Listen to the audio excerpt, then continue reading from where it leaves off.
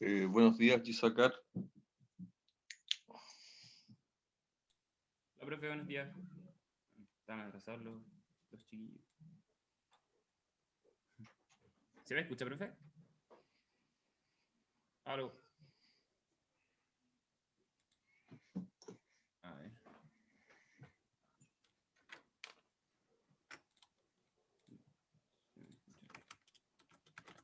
¿Me escucha, profe? Aló. ¿Se escucha?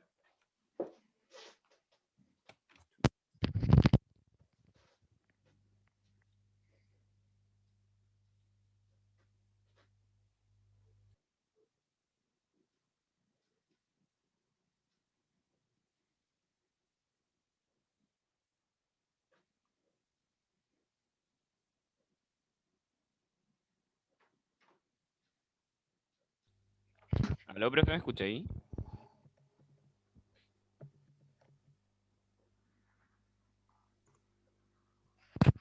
Aló.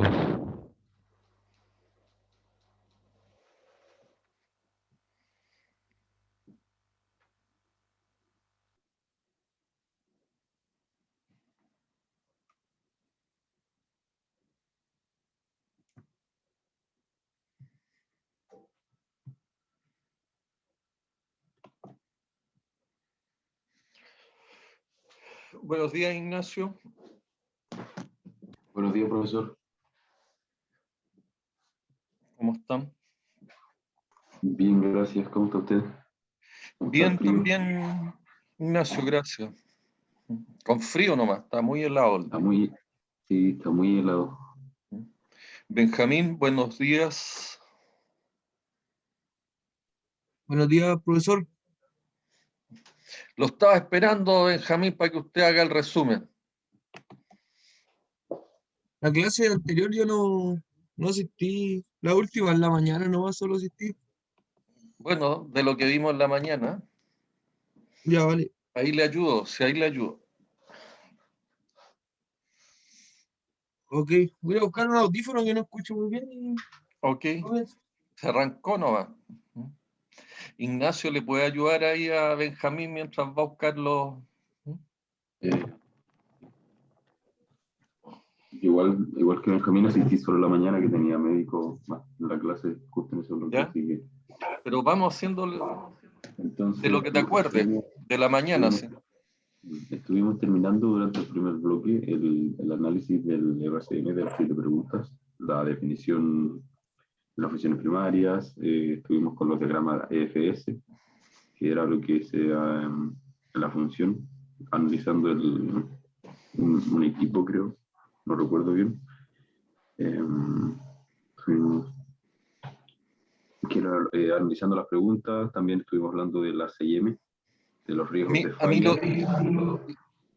las CIM se utilizan básicamente, yo les he dicho, para el tema del contexto operacional. ¿Ya? Es una ayuda para determinar el contexto operacional, donde uno ve, digamos, el tipo de empresa, estudia lo relacionado con el medio ambiente, las maquinarias, el tipo de personas que participan.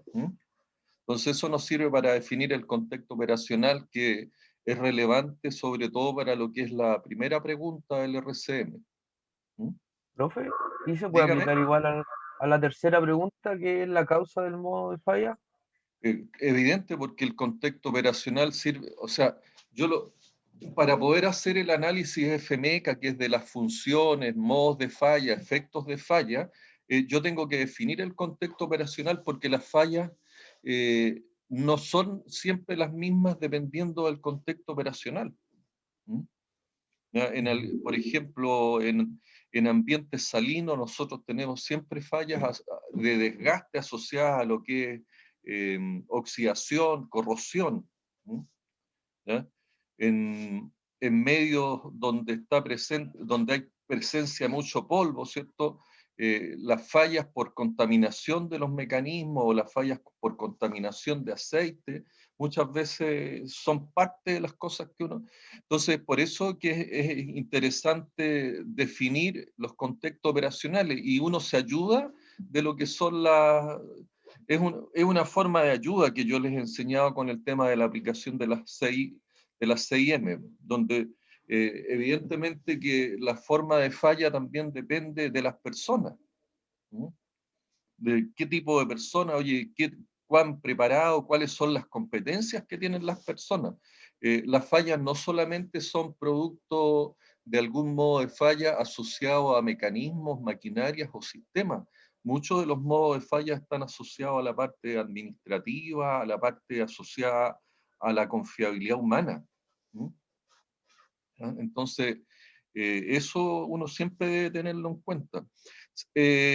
Gisacar, ¿alguna consulta, algún aporte?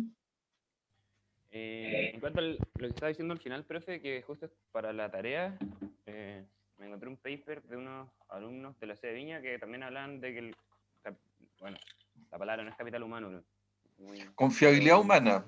La confiabilidad humana se veía, por ejemplo, en gran medida con los trabajadores que tienen ya más años de experiencia, porque, por ejemplo, de repente algunos medidores, creo que era una caldera, que uno veía el nivel del agua y era como, ya llegaba un punto en que las tomas de decisiones, el punto crítico se diferencia entre un trabajador con más experiencia en el tema que uno que no la tenía. Claro, es que ahí la experiencia está asociada a lo que es el conocimiento. ¿Eh? En la medida de que uno va teniendo mayores experiencias, va teniendo mayores casos donde ha participado, evidentemente los conocimientos también aumentan. ¿Mm? Entonces, la confiabilidad humana tiene 3 componentes importantes que uno siempre debe tenerlos muy en cuenta. Uno de ellos es básicamente el conocimiento, el saber, ¿ya? El segundo de ellos está relacionado con las habilidades. ¿Mm? Y las habilidades están asociadas al poder hacer las cosas, porque no basta con que yo sepa, si yo no tengo las habilidades para hacer las cosas, evidentemente yo no voy a poder desarrollar el servicio o el producto de manera confiable. Y asociado también a la confiabilidad humana está la motivación, el querer hacer las cosas. Si yo no tengo una motivación y no quiero hacer las cosas, evidentemente eso no va a salir bien. Entonces, esos son los 3 aspectos que cuando uno analiza la confiabilidad humana, debe estar considerando, ¿ya? Y cuando uno inclusive quiere mejorar, porque la confiabilidad humana es parte de la confiabilidad operacional. Y la confiabilidad operacional, como lo hemos conversado, ¿cierto? Tiene 4 componentes. Uno de ellos es la confiabilidad humana en sí. El otro es la confiabilidad de los procesos, es decir, tiene que ver con cómo se configuran los procesos. Y la confiabilidad de un proceso en serie es menor a la confiabilidad de un proceso en paralelo. O es menor, ¿cierto?, a la confiabilidad de un sistema que tiene equipos redundantes. Pero en ambos casos, ¿cierto?, tanto en la confiabilidad humana como en la confiabilidad de proceso, para yo aumentar la confiabilidad, tengo que invertir dinero para poder aumentar esa confiabilidad. Es decir, tengo que gastar más tengo que gastar en el caso de la confiabilidad humana, más en entrenamiento, más en capacitación, en desarrollo de habilidades, ¿cierto? Tengo que gastar más también en lo relacionado con la motivación. Y en el caso de la confiabilidad de proceso, cuando yo modifico o configuro un sistema en paralelo, significa que tengo que disponer de mayores equipos, mayores instalaciones, y eso también significa mayor dinero. ¿Ah? Profe, ¿Perdón? ¿a qué se refiere con el proceso en serie y en paralelo? Eso, porque estoy tomando muy a grandes rasgos y no lo entendí. El proceso en serie es un proceso que se desarrolla, ¿cierto? Donde, a ver, la semana pasada hablamos de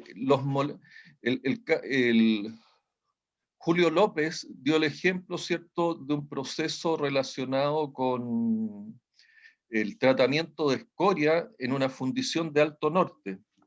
Y fue dando, ¿cierto?, los pasos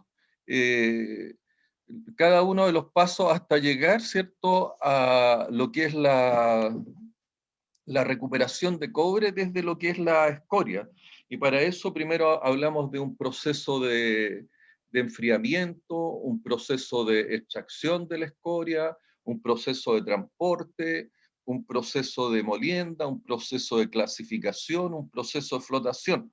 Si nosotros tenemos un equipo, ¿cierto? Uno de cada, porque la limpieza se hace con un equipo, determinado. La extracción con otro equipo, el transporte se hace con una correa transportadora, después el molino es otro equipo, después la clasificación que se hace por medio de hidrociclones es otro equipo, y configuramos todo un proceso en serie, ¿cierto? Un equipo sigue tras otro. ¿Se entiende ahí, Gisakar?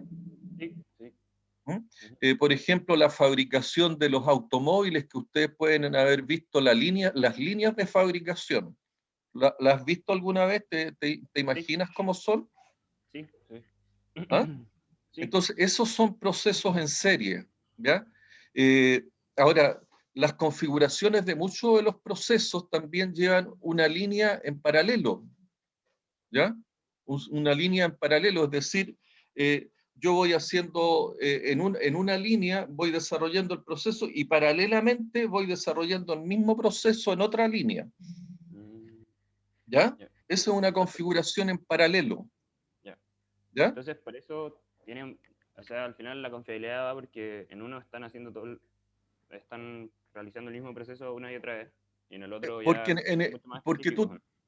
tú tienes, ¿cierto?, la posibilidad de hacer en una de las dos líneas, ¿cierto?, el mismo proceso, por lo tanto el sistema es más, tú no paras la producción, Claro, solo como que ¿ya? la reduzco, Entonces, a lo más que falla uno, ¿no? otra configuración que muchas veces uno tiene, ¿cierto?, es la configuración de equipos redundantes, es decir, aquellos equipos que son más críticos, tú colocas un equipo en redundancia, es decir, suponte que falló una bomba, y esa bomba estaba en serie, ¿ya? Como yo quiero aumentar la confiabilidad, coloco una bomba en redundancia, de tal manera de que paró eso y echo a andar la otra bomba, y de esa manera, ¿cierto?, no pierdo confiabilidad, ¿ya? Sí. Pero para los sistemas redundantes, ¿cierto?, como también para los sistemas en paralelo, yo tengo que comprar mayores equipos, es decir, la confiabilidad me cuesta dinero. Claro. ¿Te queda claro eso, Gisakar, o no? Sí. ¿Mm? Sí. ¿Ya? Ahora, como contrapartida, en la medida, ¿cierto?, de que yo aumento la confiabilidad, las pérdidas operacionales también son menores, ¿ya? O sea, la confiabilidad tiene muchas ventajas. ¿Por qué? Porque yo tengo menores pérdidas. Si un sistema productivo que está en serie me falla, se me detiene toda la producción. Pero si yo he invertido, ¿cierto?, en colocar un sistema en paralelo o tener un sistema en redundante, voy a tener menos pérdida producto de esa detención, porque voy a echar a andar el otro sistema. Entonces, es ahí donde uno viene también y tiene que determinar, y eso lo hace normalmente, y lo vamos a ver en el TPM hoy día, ¿cierto?, lo que es la confiabilidad en proyectos. Uno determina el nivel de confiabilidad y determina las configuraciones de los sistemas en la etapa en que yo desarrollo todo lo que es las etapas de ingeniería en el proyecto. Es decir, cuando yo estructuro el CAPEX, el costo de inversión. ¿Ya? ¿Queda claro eso, Benjamín, Gisakar? Sí, profe, pero acá todo claro. Sí, profe. Dígame. No, súper claro. Vamos a ver quién es más. Buenos días, Álvaro. Hola, profe, buenos días. Hola, ¿le quedó claro también o no alcanzó a...? No, profe, disculpe, recién me estoy reincorporando. Bueno, de ahí vamos a ir integrándolo. Estamos haciendo el resumen de la clase anterior, donde estábamos viendo las 7 preguntas del RCM, y salió, ¿cierto?, el tema relacionado con que preguntó Gisakar, yo hablé de los sistemas, del aumento de lo que es la confiabilidad por la vía de mejorar la confiabilidad humana, ¿ya? Y les señalé, ¿cierto?, que la confiabilidad humana forma parte de lo que es la confiabilidad operacional, y la confiabilidad operacional está constituida, una, por la confiabilidad humana, que tiene tres factores importantes, que es, uno de ellos es el conocimiento, que está asociado a la experiencia, que fue la pregunta de Gisakari, que él tuvo una experiencia con un tema relacionado con las calderas. El conocimiento se adquiere por la vía, ¿cierto?, de la capacitación, y también el conocimiento uno lo adquiere por la vía de la experiencia. El otro componente de la confiabilidad humana tiene que ver con con el poder hacer las cosas, es decir, con las habilidades. Si yo sé, pero no tengo la habilidad para hacer las cosas, evidentemente la confiabilidad de ese operador, de ese mantenedor, es más baja. Por lo tanto, yo tengo que desarrollar conocimientos y desarrollar habilidades. Y un tercer factor relevante en la confiabilidad humana tiene que ver con el querer hacer las cosas, con la motivación de las personas. Si alguien en definitiva sabe, puede, pero no quiere, evidentemente vamos a tener un problema en lo que es la confiabilidad. Y para alcanzar una alta confiabilidad humana, yo tengo que gastar dinero, tengo que invertir necesariamente. ¿Se entiende eso, Álvaro? Sí, profe, se entiende. Gracias. Al igual, ¿cierto?, que la confiabilidad humana es uno de los factores de la confiabilidad operacional. Otro de los factores es la confiabilidad de procesos. Y la confiabilidad de procesos fundamentalmente eh, está basada en lo que es la configuración de los procesos. Y nosotros tenemos configuraciones en serie donde hay un equipo tras otro, y que evidentemente la falla de un equipo significa la detención del proceso. Por lo tanto es un proceso menos confiable que si yo tuviera un sistema en paralelo, es decir, falla esa línea de producción, y yo paralelamente tengo al lado otra línea por la cual sigue la producción, ¿ya? Y esa es una configuración en paralelo. ¿Queda claro eso, Álvaro, también? Sí, profe. ¿Ya? Claro, gracias.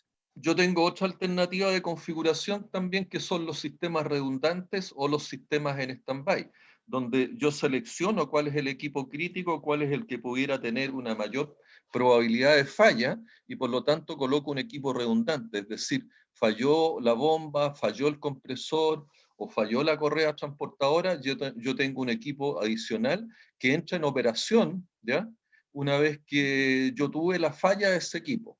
Y por lo tanto, la confiabilidad no resulta afectada, ¿ya? O puedo tener un equipo en stand-by, es decir, que está a la espera, ¿cierto?, de que algún equipo o sistema falle. Ahora, si yo tengo una configuración en paralelo o tengo una configuración en el redundante o en stand-by, evidentemente esas configuraciones a mí me significa que yo debo tener equipos adicionales, y esos equipos adicionales cuestan dinero, es decir, la confiabilidad cuesta dinero. Como contrapartida, yo lo que les he dicho, en la medida que un sistema es más confiable, yo tengo menos pérdidas de calidad, tengo menos pérdidas por detención de equipo, tengo menos pérdidas asociadas, ¿cierto?, a operaciones ineficientes. Entonces, ¿qué es lo que qué es lo que me indica? Que yo tengo que buscar el nivel de confiabilidad óptimo del punto de vista económico. Y para eso tengo que ver, ¿cierto?, los costos de inversión en confiabilidad, cómo se contraponen con los costos relacionados con las menores pérdidas operacionales que tiene el aumentar la confiabilidad. Con eso yo lo que obtengo es un nivel de confiabilidad óptimo, un nivel de disponibilidad óptimo y un nivel de EBITDA óptimo. Lo vamos a ver en detalle cuando veamos el tema de confiabilidad en proceso. Álvaro, ¿claro hasta ahí o no? Sí, profe, voy siguiendo ahí. Joaquín, buenos días, Joaquín. Buenos días, profe. Hola, Joaquín, ¿te quedó claro también? Sí, profe. ¿Ya? Juan Pablo, buenos Sí, días. profe. Buenos ¿Sí? días. Bien. Julio López, buenos días. Buen día, profe. ¿Le podría ayudar a Álvaro con el tema del proceso, para recordarle cuál fue el proceso que usted estuvo ahí en... Usted es el ayudante que me salió a mí con el tema, ¿cierto?, de la planta de escoria, pues me sirve para muchos ejemplos. Sí, sí, no hay problema. ¿Vio sistemas redundantes ahí o no? ¿O es solamente el tratamiento de escoria un sistema en serie? No, solo había un tratamiento de escoria en serie. ¿No vio bombas en stand-by, por ejemplo, en el molino SAC? Ah, sí, sí, sí, sí. Falla un Vi, sistema de bombas, ¿cierto? Y entra el otro en operación. Normalmente los molinos SAC tienen, como utilizan bombas, ¿cierto? Tienen bombas en stand-by. Son sí, hicieron configuraciones dos. estándar del molino SAC. ¿Los viste, cierto, Julio? Sí, sí, profe. Habían hartas bombas standby. Entonces, si yo quiero tener sistemas stand-by, no sé si ustedes se dan cuenta, claro, a mí me aumenta la confiabilidad del proceso porque me permite continuidad de operaciones, pero yo tengo que comprar las bombas. ¿Mm? Entonces, falló una bomba, entra la otra en operación de inmediato. Pero yo tengo que saber comprar la bomba y tengo que también saber mantener la bomba. Entonces, tengo un mayor costo de inversión y también tengo mayores costos de operación cuando yo tengo sistemas en stand-by. Sí. ¿Ya? De hecho, vi el cambio de un impulsor y era harto. Tenían que coordinar grúa, eh, porque el impulsor de la bomba del molino SAG pesaba como 600 kilos. Se requiere de muchos recursos y eso, Sí, cuando tú hablas, se requiere de puente grúa, ¿cierto? El puente grúa es parte también de lo que es la mantenibilidad. Es decir, si no hubiese habido puente grúa, ¿qué te imaginas que podía haber ocurrido ahí, Julio, para hacer ese cambio? no, difícil. Difícil, No, ¿cierto? O sea, el tiempo medio de reparación aumentaría, pero terriblemente. claro. Por lo tanto, y suponte que fuera una sola bomba nomás, que no hubiera bomba en stand-by. ¿Qué pasa con la confiabilidad operacional? Decae, Decae, es decir, la mantenibilidad, es decir, ese puente grúa que se instaló ahí, mejora la confiabilidad operacional. ¿Está claro eso, no? claro. Álvaro, Sí, profe, estoy ¿te queda, buscando ahí cómo funcionaría el puente grúa. pero te queda claro en qué es lo que ayuda el puente grúa, en qué factor de la confiabilidad operacional?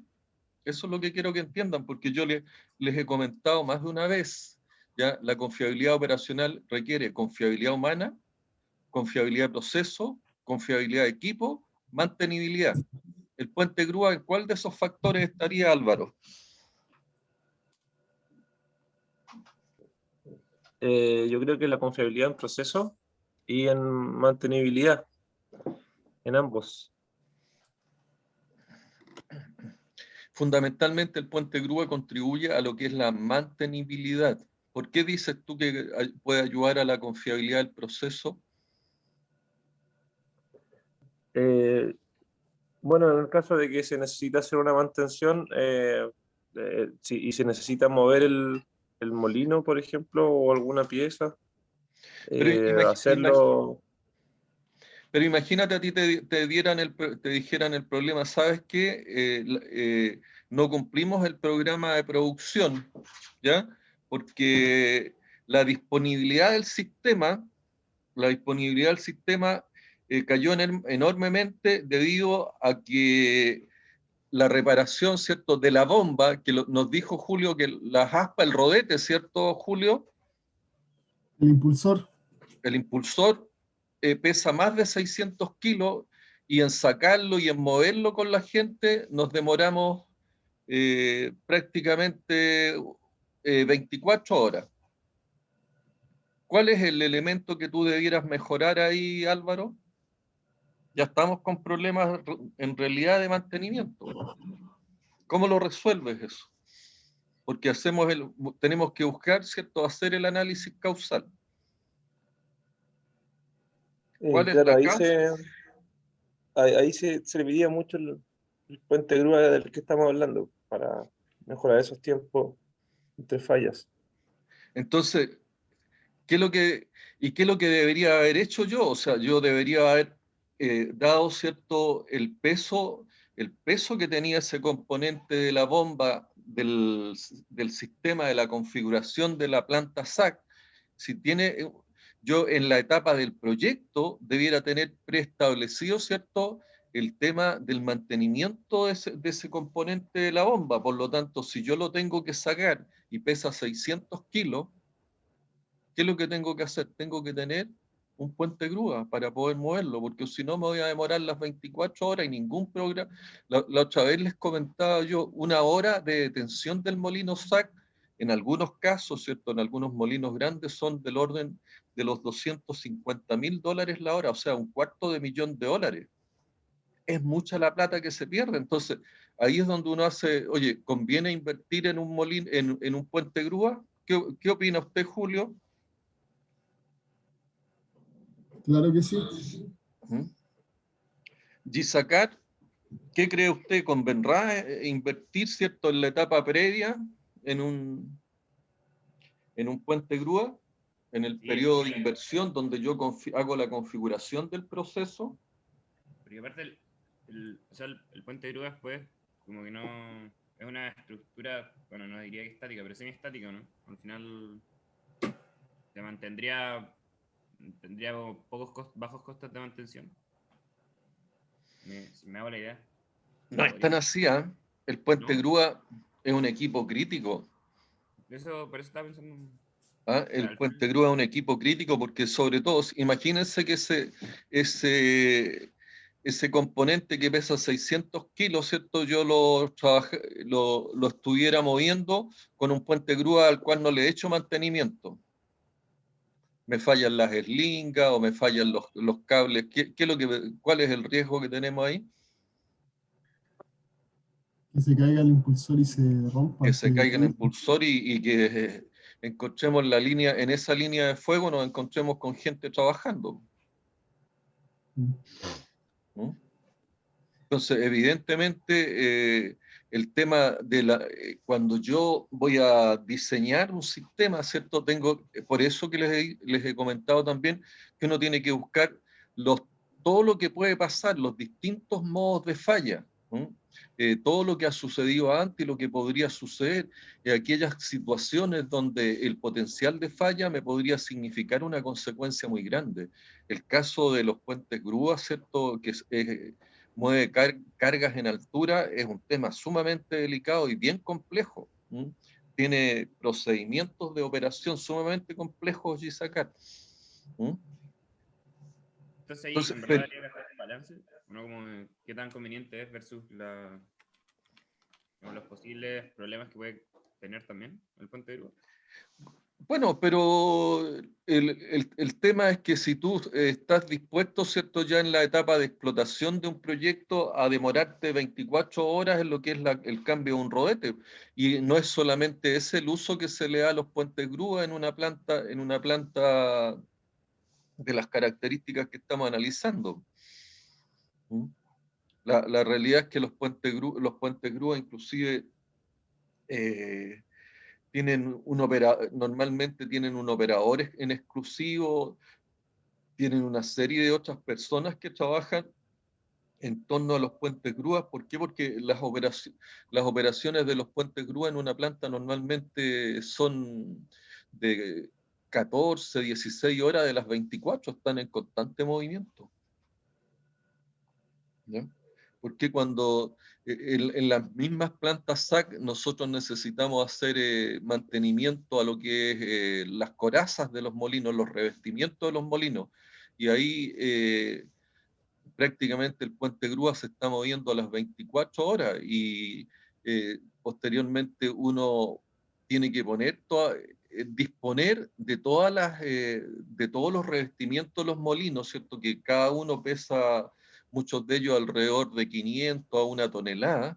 Los va disponiendo de tal manera que cuando se para el molino para la mantención los tenga también a una distancia adecuada y parte de los movimientos lo hacen los puentes grúa. Por lo tanto, si ustedes me dicen las plantas que mueven grandes tonelajes, ¿ya? Evidentemente la presencia de un puente grúa siempre está considerado precisamente por estos temas de maniobras que deben hacerse con estos componentes de alto tonelaje. Por lo tanto, cuando les toque pensar en un proyecto, por eso que les he señalado, la mantenibilidad y la confiabilidad en proyectos es una tarea que uno la tiene que desarrollar en las etapas más tempranas de cuando está haciendo los diseños de las configuraciones de las plantas. ¿Queda claro eso, Joaquín? Sí, profe. ¿Sí? Dani Castillo. Sí, profe.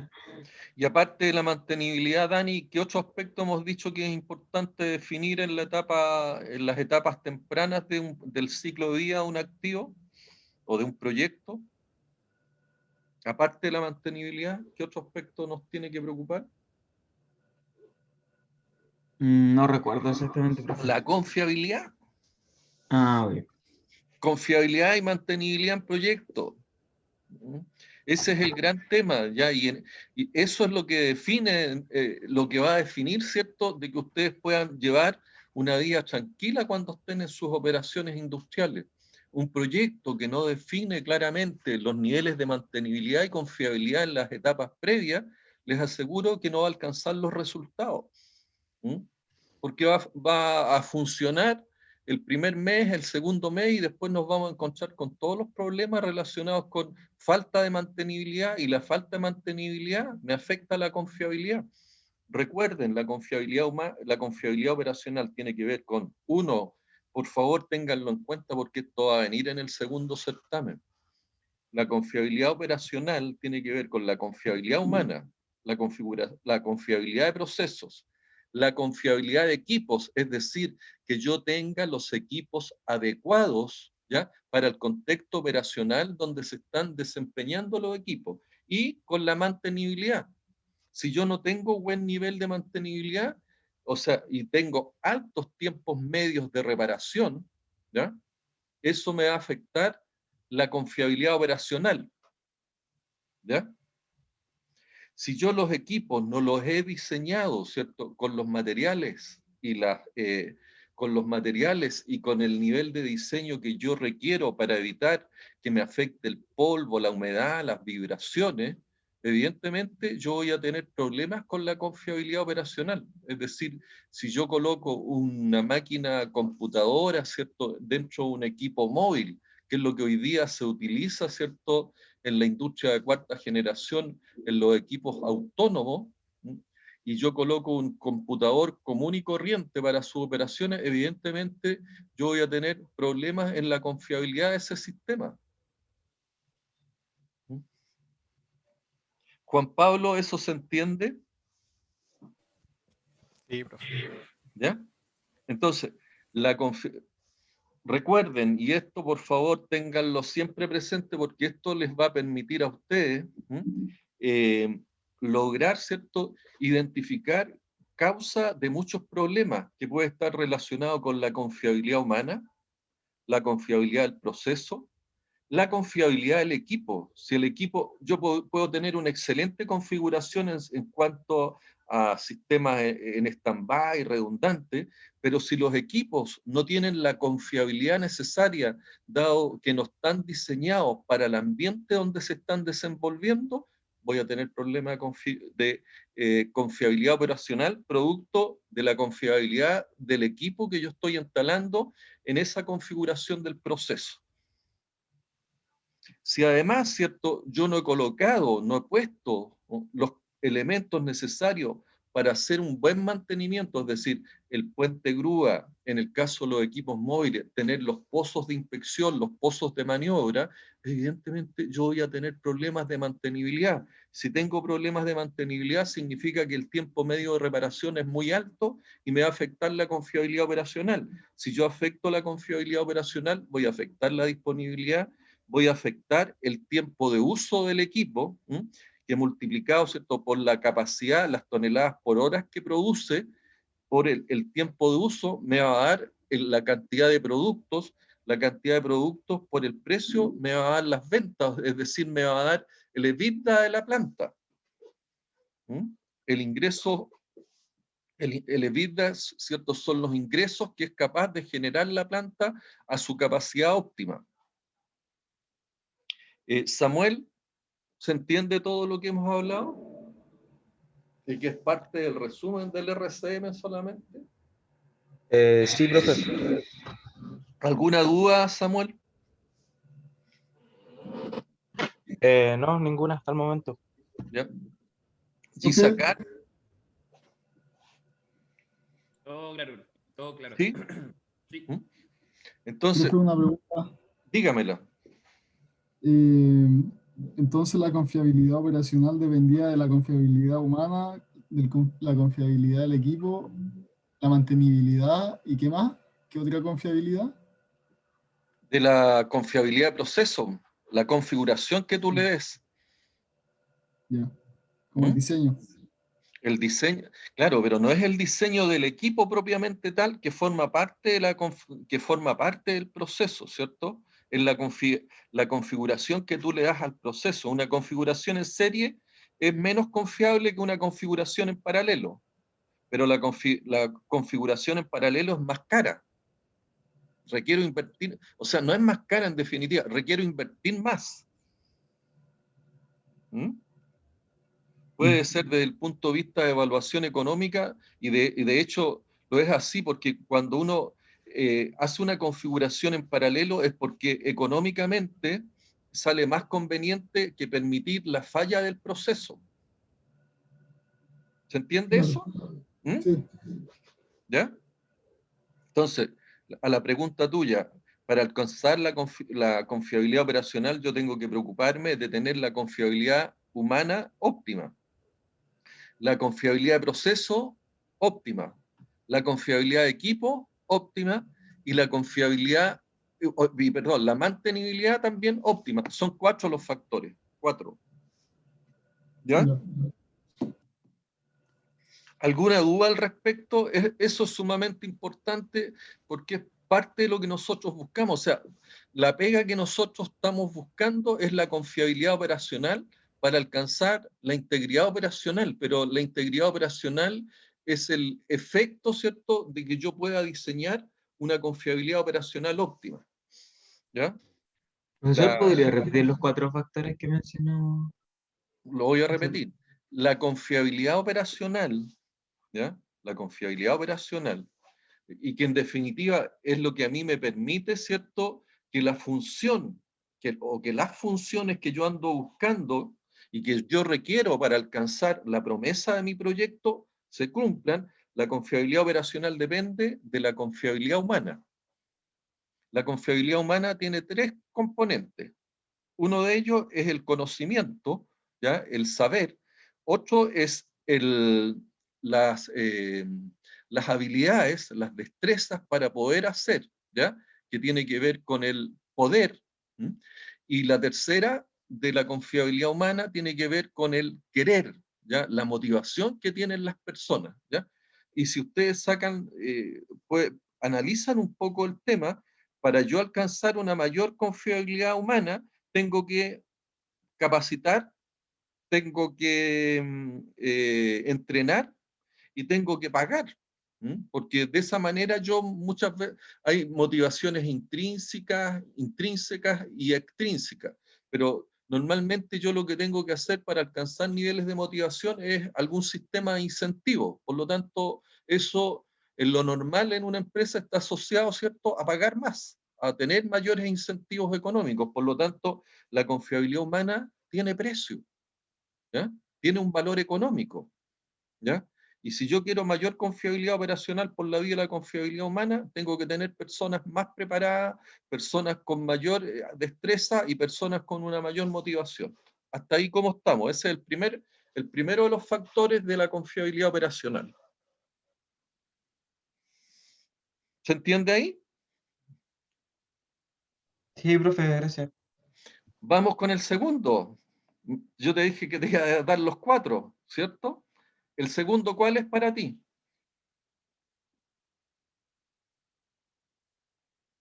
Acuérdate, ¿cuál es el? Sí, la mantenibilidad es uno, pero si nos vamos en orden para que lo tengan todos, nos vamos o en el orden que yo en realidad me lo he dado siempre. El segundo es la confiabilidad de procesos. ¿Te acuerdas cómo yo obtengo una mayor confiabilidad de procesos? No exactamente, profesor. Tengo sistemas serie, ¿cierto? Un equipo tras otro para alcanzar un determinado producto o una determinada función. Y si yo quiero mayor confiabilidad, coloco un sistema en paralelo, es decir, un sistema similar al que está operando, pero lo coloco en paralelo, de tal manera que me falló el principal y me voy al sistema número 2. ¿Ya? ¿Se entendió eso también o no? Sí, profe. ¿Ya? Pero ¿qué significa que yo tenga un sistema en paralelo? Que yo tenga 2 autos en vez de uno.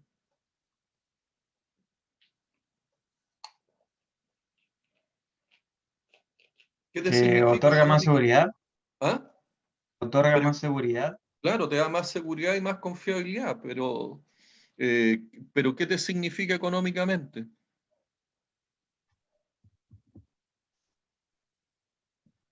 Una mayor ¿Qué significa? inversión del CAPEX, creo. No estoy escuchando, Gisacar. Una mayor inversión implica Mayor tener una... inversión, po. Yo tengo que invertir para tener mayores niveles de confiabilidad. ¿Ya? ¿Está claro eso, no? Sí. Ya. Entonces, la confiabilidad de proceso, ¿cierto? Es el segundo gran factor, ¿m? Que yo requiero diseñar, configurar el proceso de una manera que me dé el nivel de confiabilidad que yo espero, ¿ya? Y es por eso que tengo alternativas. Oye, una configuración en serie, muchas veces cuando el sistema no requiere de un alto nivel de confiabilidad y de un alto nivel de seguridad, me basta y me sobra. Pero cuando yo requiero altos niveles de confiabilidad, tengo que tener sistemas en stand-by, una configuración en paralelo, pero estas configuraciones donde yo incorporo una mayor cantidad de equipos para alcanzar los niveles de confiabilidad que ando buscando, requiere de mayores niveles de inversión, como estaba diciendo Gisacar. ¿Queda claro eso, no?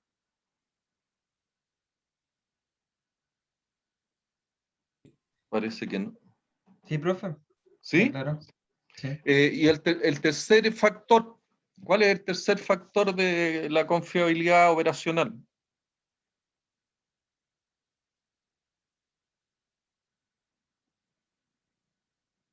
La mantenibilidad, ahora sí. Todavía no. Si la mantenibilidad podría ser tercero, primero, segundo, pero es el orden que yo les doy para que ustedes lo tengan presente también, y es como normalmente uno lo va manejando y lo va tratando. La confiabilidad de equipos. La confiabilidad de equipos tiene que ver también, al igual que la confiabilidad operacional, con el tiempo medio entre fallas. Y la confiabilidad de equipo, el tiempo medio entre fallas de un equipo, ¿cierto? Y por eso que es importante también el contexto operacional cuando hablamos de la primera pregunta del RCM. Cuando un equipo no es el adecuado desde el punto de vista de la exposición a modos de fallas, es decir, si un equipo, ¿cierto? Un equipo no está diseñado para soportar niveles de vibración o niveles de humedad, o no está preparado para estar expuesto a ambientes altamente corrosivos. No es lo mismo, ¿cierto?, que yo utilice un acero inoxidable o un acero 1045, ¿cierto?, en ambiente salino para diseñar estructuras de un ascensor, por ejemplo. ¿Cuál es el problema que tiene una estructura diseñada con el acero 1045 versus acero inoxidable? Joaquín. El, el óxido de la corrosión. la resistencia a la corrosión que tienen cada una. Por lo tanto, si yo, ahora, normalmente ambos aceros, ¿cierto? Yo no tengo un uso estructural no son de uso estructural, ¿cierto?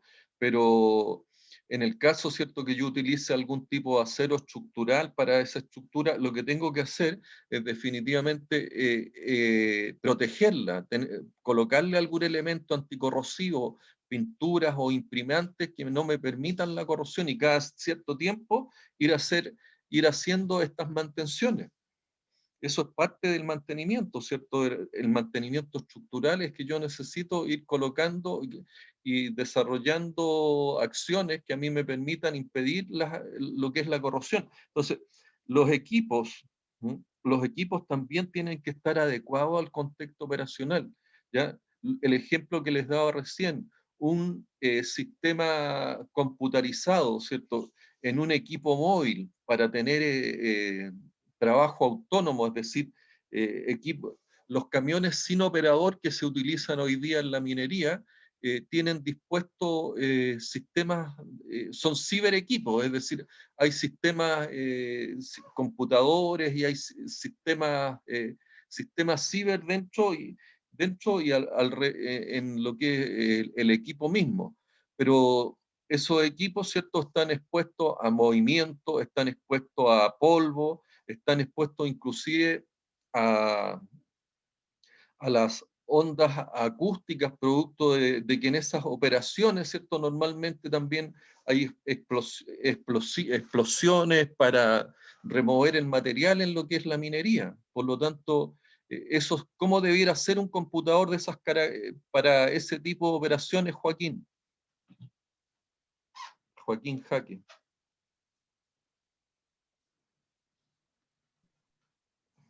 Debería poder resistir con esta confiabilidad el paso del tiempo.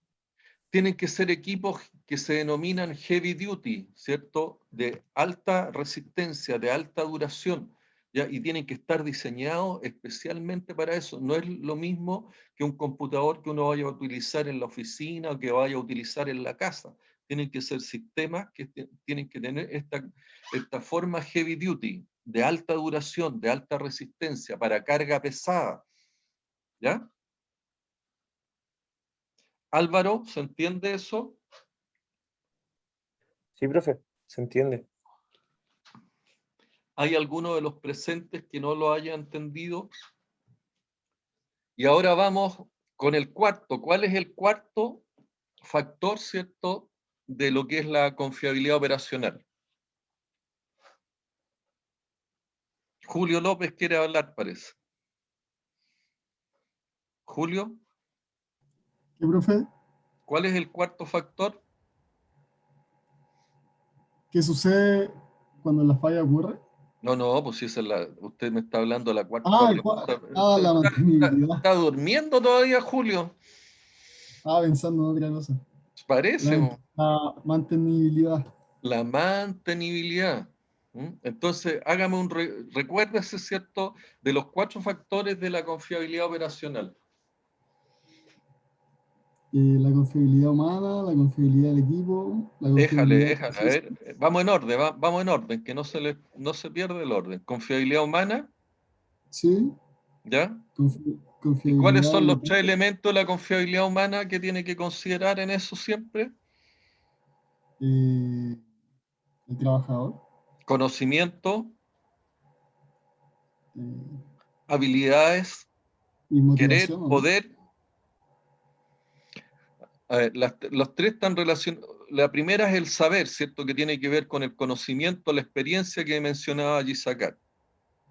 El segundo es el poder, que está relacionado con la posibilidad, con las capacidades que tenga la persona para poder hacer, es decir, con el entrenamiento, ¿ya? Las habilidades.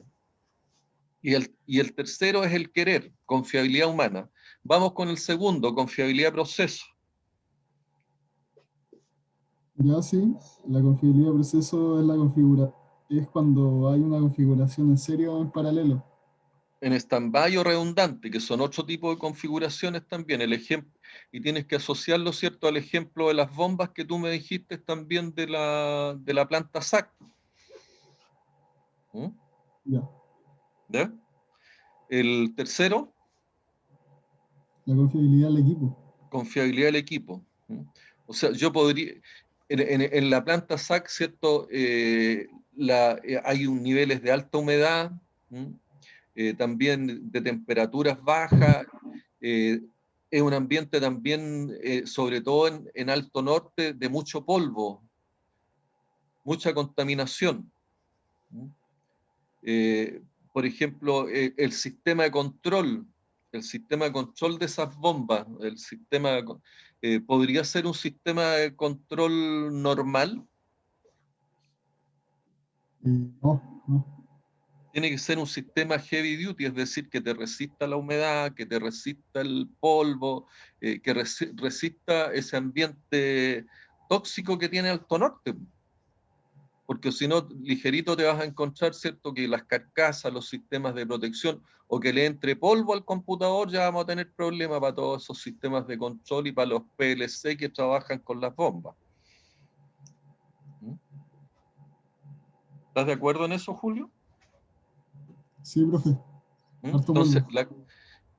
y esos sistemas heavy duty, ¿cierto?, que son para carga pesada, evidentemente, en la medida de que yo tenga que hacer esos diseños son de más alto costo. Es decir, yo, si quiero alcanzar un nivel de confiabilidad de equipo adecuado, tengo que invertir más. ¿Y cuál es el cuarto, Julio? Usted me dio el La ejemplo mantenibilidad. también. ¿Ah?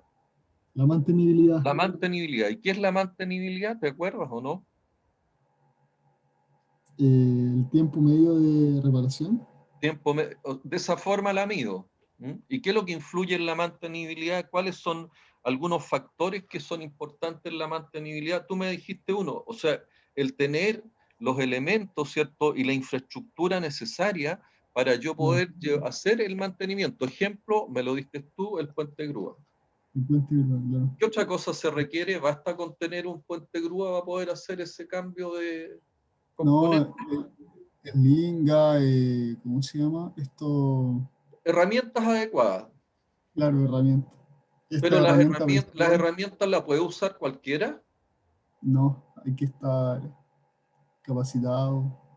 Gente y personal capacitado para poder hacer ese trabajo.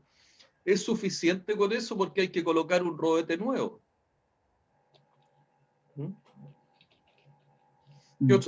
¿Qué otra cosa crees tú que es importante y necesario para alcanzar ese nivel de mantenibilidad?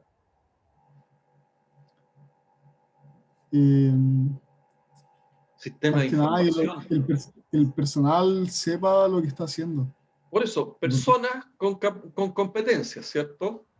Claro. Infraestructura.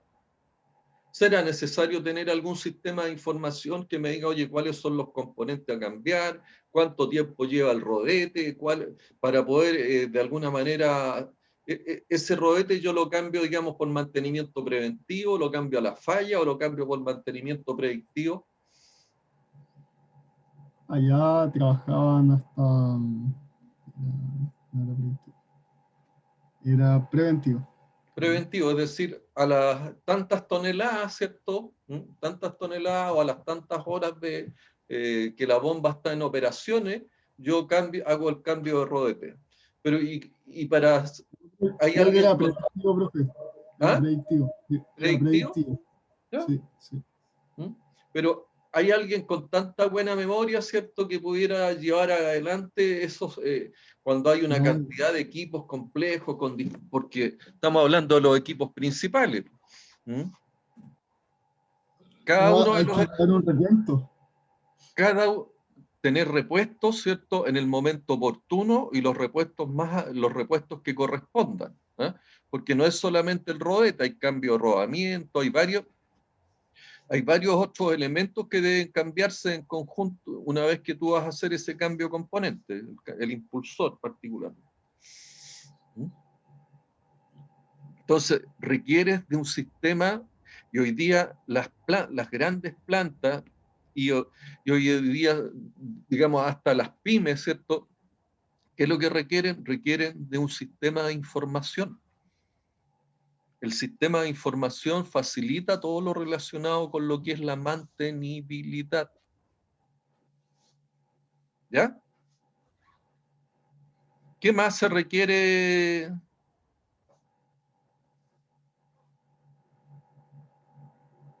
Infraestructura, gente con competencia, sistema de información, repuestos, ¿cierto? Y las herramientas adecuadas, ¿cierto? Como para yo hacer un buen mantenimiento. Entonces, esos son los aspectos que yo debo asegurarme, ¿cierto? En las etapas tempranas de diseño del proyecto. Eso es mantenibilidad en proyecto, que creo que en el TPM vamos a ver que hay 8 pilares. Una de las grandes contribuciones que hace el TPM a lo que es el mantenimiento y el TPM es el que vamos a ver a continuación del RCM. Una de las grandes contribuciones que hace el TPM es que es lo relacionado con la prevención del mantenimiento, que habla de lo que es la mantenibilidad y confiabilidad en proyectos, y que en definitiva es lo que a mí me permite cumplir con la promesa. Es decir, si yo quiero alcanzar los resultados que busca la misión de la empresa, la visión de la empresa, necesariamente yo tengo que actuar en la forma más temprana a objeto de diseñar los niveles de mantenibilidad y confiabilidad del proyecto durante todo su ciclo de vida. ¿Claro ahí, Benjamín, o no? Sí, profesor. ¿Sí? Sí. Ya, Muy claro. nos adelantamos un poquito en materia en contra, ¿cierto?, del resumen que estábamos haciendo. Y Benjamín, usted fue a buscar los audífonos y me dijo que me iba a hacer un repasito de las 7 preguntas para que lo hagamos rápido. ¿Cuál es la primera? Bueno, como dice ahí en la diapositiva, es cuáles son las funciones y estándares de desempeño del activo en su actual contexto operacional. Esa tiene que ver con que un equipo tiene funciones primarias y funciones secundarias, y cada una de estas funciones tiene estándares de desempeño, que pueden ser, no sé, en el caso del molino SAC, las toneladas por hora que procesa, ¿Sí? ¿cómo se La llama esto? calidad El del tamaño de producto. Sí, la calidad del perfecto. producto, que tiene que ver con el tamaño de este, y esas eran como las principales que Y el destacábamos del... costo es otro Hay que no el se costo tiene que olvidar unitario nunca. Claro, el costo por tonelada. ¿Está el de costo acuerdo, por Julio, tonelada. usted que es el dueño del proceso ahí? ¿Está de acuerdo con Benjamín? ¿Podría repetirlo, Benjamín? Sí, estaba diciendo que los equipos tienen funciones primarias y funciones secundarias, y en el ejemplo del molino SAC destacamos su función primaria, que era moler, y esto está acompañado con estándares de desempeño, que tiene que ver con la capacidad de procesar material, las toneladas por hora que procesa, la granulometría de salida del material, y además el costo de producción que tiene este equipo. Sí, No Esos es el eran los totalmente de costo, tres acuerdo. estándares. espérense, ahí tienen que, el costo de producción es el costo operacional, no es lo mismo que el costo por tonelada. ¿Ya? Que Ok. es la función que realiza moler una determinada tonelada por hora y cuánto cuesta esa tonelada por hora, ¿cierto? Y el nivel de calidad que yo espero, ¿cierto?, de ese producto. Pero ya, Benjamín, vamos con la otra. Hay además las funciones secundarias que tienen que ver con la Sí, pero seguridad, la ergonomía y todo eso. perfecto, pero quedémonos con la primaria y vamos con la segunda pregunta del RCM. Después está de qué manera fallan en realizar sus funciones. Y eso tiene que ver con no cumplir alguno de estos estándares de desempeño que mencionamos anteriormente. Perfecto. No cumplir el tamaño de grano, o sea, de la piedra, de la roca. No cumplir con el caudal o el flujo. y que los costos sean excesivos. Bueno, y están relacionados tanto el flujo, el caudal con este costo operacional. Sí, lo único, te voy a precisar ahí porque tú hablaste del tamaño grano, roca, lo que es el nivel, y lo que pero para el caso del molino SAC es la granulometría. ¿Está de acuerdo, Granulometría. Julio, no? Correcto. Sí, profe. ¿Sí? Y con lo que manifestó de la pregunta 2, Benjamín, ¿también está de acuerdo? Sí, también, por los parámetros de desempeño. Perfecto. Benjamín, ¿qué causa el modo de falla? Acá, en esta pregunta, podríamos ocupar la herramienta del 6M ¿Sí? para ver las diferentes causas, buscar la causa raíz del modo de falla, que puede ser eh, causado por la maquinaria, por el hombre, por los métodos. Quémonos con la maquinaria. Después Pero ¿qué está puede, la o sea, pregunta, de acuerdo a la maquinaria, pero ¿qué puede, en la maquinaria, qué es lo que puede fallar? pueden ser diferentes No, si hay un cosas que fallan. montón. ¿Mm? Los descansos, los rodamientos, yo no sé si el SAC de allá era de motor anillo o era movido por piñón corona. ¿Se acuerda usted, Julio, o se dio cuenta de eso, no? El sistema de potencia, Del molino SAC, ¿sí? no lo aprecié mucho, pero era bien grande. No, pero el sistema de potencia, ¿qué es lo que es? ¿Motor anillo o configuración piñón corona? No lo sé, no lo vi. Porque Ya. estaba en una parte bien restringida, como que no podía pasar. No, pero si eso está súper a la vista, pero se los voy a ¿Y no explicar tenía una foto? rápidamente. ¿Ah? ¿Y una foto del molino no tienes? Sí, sí tengo, Pero Ahí yo creo que mientras, pero parece que podemos no empezar. sale. ya, Ah, ya. pero los sistemas de potencia que se utilizan en los molinos son dos bien conocidos, ¿cierto? Uno es el convencional y tradicional, que es el piñón corona, es decir, yo tengo un motor, una corona, perdón, un motor, un piñón, que es un piñón helicoidal normalmente, de grandes dimensiones, ¿no? ¿Ya? Y ese le transmite movimiento a una corona que está sobre todo el manto, o sea, no sobre todo, es una corona que está alrededor de la periferia del cilindro que constituye, ¿cierto?, el shell del molino, ¿ya?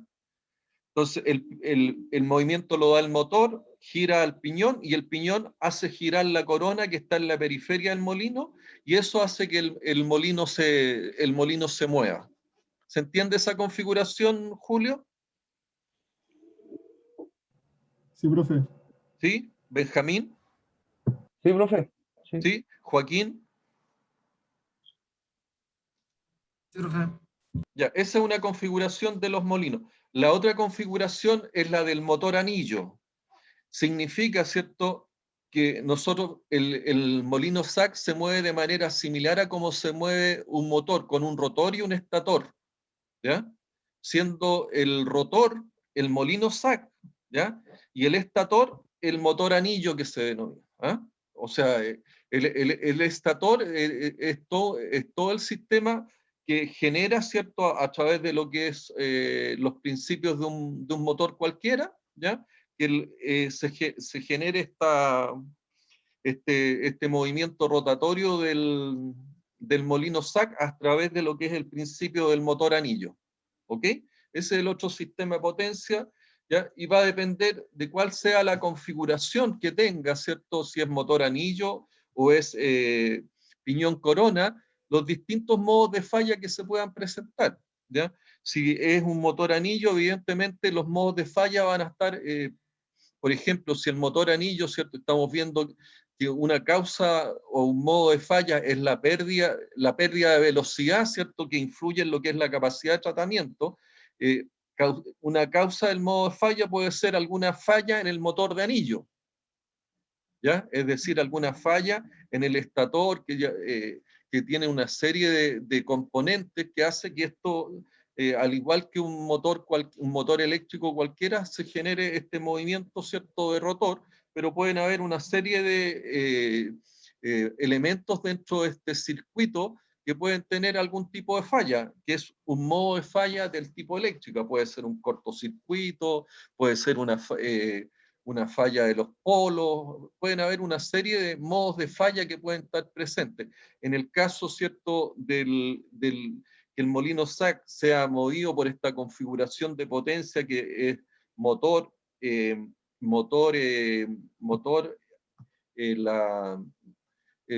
piñón y la corona, ¿cierto?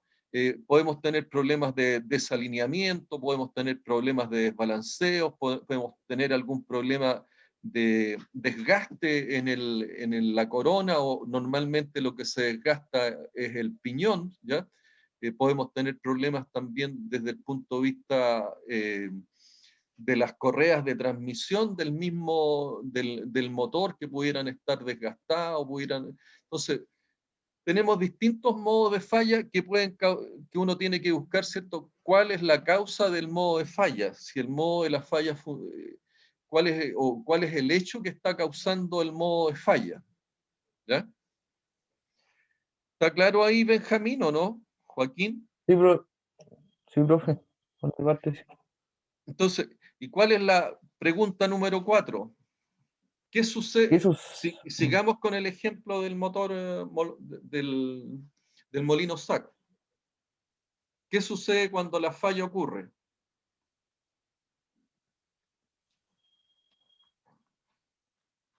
Julio, la pregunta número 4.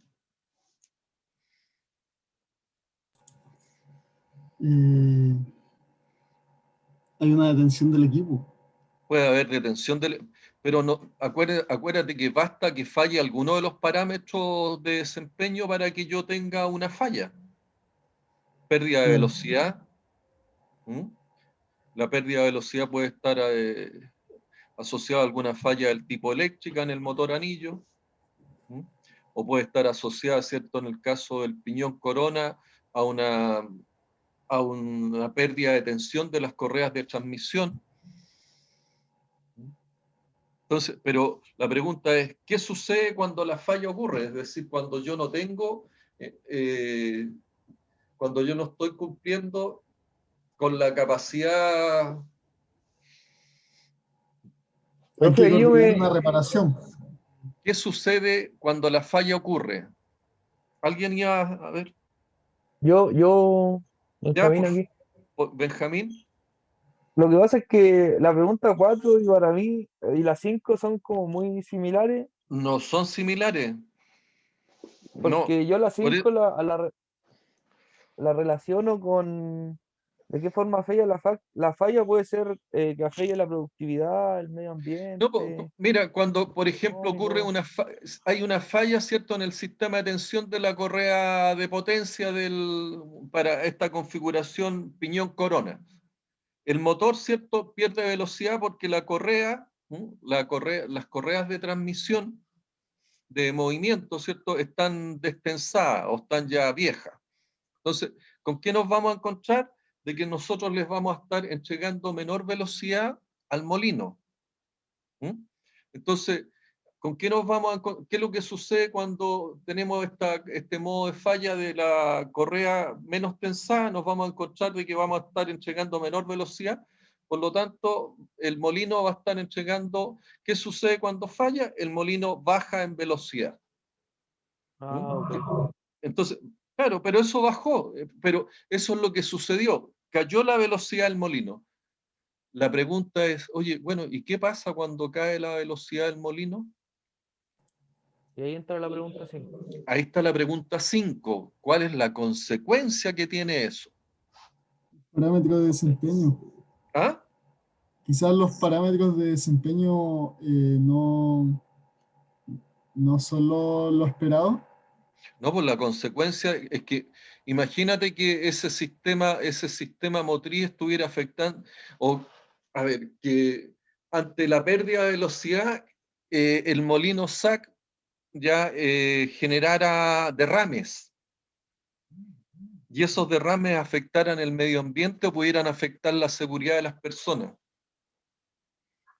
¿Cuál es la pregunta 5? ¿Cuál es la consecuencia? Es decir, si empieza a caer en velocidad, que es el caso, ¿cierto?, en que uno podría ver el tema de las bombas. En las bombas, hay una bomba que está encargada, ¿cierto?, de estar evacuando líquido desde un estanque, y si la bomba pierde velocidad, es decir, pierde caudal empieza a perder el caudal de descarga, ¿eh? Yo me voy a encontrar con la situación que voy a tener un derrame en ese estanque. ¿Ya? En el caso del molino, yo lo que voy a tener como consecuencia de la falla, voy a tener una pérdida de producción. ¿Ya? Pero la pérdida de producción definitivamente no es una condición que a mí me afecte o que tenga consecuencias de carácter catastróficas. Podría tenerla, ¿cierto?, si esta pérdida de velocidad va a durar, no sé, por 24 horas, ¿ah? Donde estamos hablando de un valor de $250.000 la hora. Claro que la pérdida económica pudiera resultar catastrófica por empresa, podría significar hasta el cierre de la empresa. Entonces, las consecuencias pueden ser, lo primero que uno tiene que ver es que se afecta a alguno de los factores del HSEC. ¿Ya? Otra consecuencia podría ser desde el punto de vista económico-productivo. Otra consecuencia está relacionada con aspectos que tienen que ver con con aspectos estratégicos, es decir, con el prestigio de la empresa o con la parte legal. Entonces, esas son consecuencias a que puede estar expuesto un sistema. ¿Ya? ¿Se entiende ahí, Benjamín? Sí, profesor. Ahora quedó ¿Ya? mucho más claro. ¿Ya? Ujú. Entonces, ¿el qué sucede? Bueno, cayó la velocidad, pero eso fue lo que sucedió, ¿cierto? A eso es lo que yo voy a tener. Oye, ¿por qué perdió velocidad? Pero lo que me va a preocupar es de qué forma afecta o cuál es la consecuencia de la falla. La consecuencia es la gran preocupación del RCM. Y ahí viene después la pregunta número 6. ¿Qué puede ser hecho para predecir o prevenir la falla? Y va a depender de la consecuencia que tenga la falla, cuál es la actividad que yo tengo que hacer. Evidentemente que si la consecuencia es catastrófica o me afecta a alguno de los factores del HSEC, yo tengo que buscar forma de predecir, es decir, que la falla no ocurra. La falla no tiene. Entonces, ¿qué puede ser para predecir o prevenir? Yo tengo que buscar alguna tarea a condición o alguna tarea del tipo preventiva. Es decir, alguna tarea del tipo predictiva o alguna tarea del tipo preventiva, si esto trae consecuencias del tipo catastrófica que afecten el HSEC o que sea catastrófica desde el punto de vista legal, de prestigio, que me pueda significar el cierre de la planta. ¿Queda claro eso? Sí, profesor. ¿Sí? La pregunta 6 tiene que ver con empezar a desarrollar planes de mantenimiento. ¿Ya? Claro, ya ahí empezamos a buscar los planes, o sea, estamos haciendo el FMECA y ya definimos, oye, qué causa el modo de falla, definimos cuáles son las consecuencias que esto tiene. ¿Ya? ¿Por qué? Ok. Porque el RCM se preocupa de las consecuencias, y si las consecuencias son catastróficas, evidentemente yo tengo que buscar alguna tarea del tipo predictiva o preventiva, es decir, evitar a toda costa, de todas formas, que este hecho ocurra. ¿Ya? ¿Queda claro eso? Sí, Ya profesor. nos pasamos ya. Entonces, y la pregunta 7, ¿qué puede hacer si acaso una tarea del tipo proactiva no puede ser encontrada? Si no puede ser encontrada, yo tengo que buscar de alguna manera algún tipo de...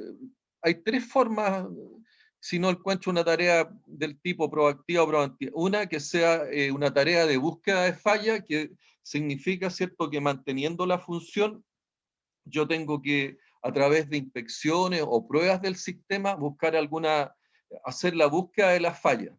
¿Por qué? Porque normalmente esta búsqueda de fallas se hace cuando para el operador o el mantenedor no resulta una condición normal el que yo detecte la falla. La otra es la que hemos hablado, ¿cierto? Si yo no tengo una tarea del tipo predictiva o preventiva y esto me va a afectar me va a afectar de manera catastrófica y particularmente algunos de los factores del HSEC, yo tengo que rediseñar. Y la otra, cuando yo no tengo una tarea del tipo preventiva o predictiva y esto no tiene ningún efecto del tipo catastrófico, ni operacional, ni no operacional, yo lo dejo que falle, que es el ejemplo que hemos dado de una ampolleta o de algún circuito del tipo eléctrico. Si no afecta, yo simplemente dentro de mi planificación lo dejo como un mantenimiento a la falla. Nos vemos a la tarde, donde vamos a empezar de viaje con lo que es el TPM. Nos vemos. ¿Alguna pregunta? ¿Ah?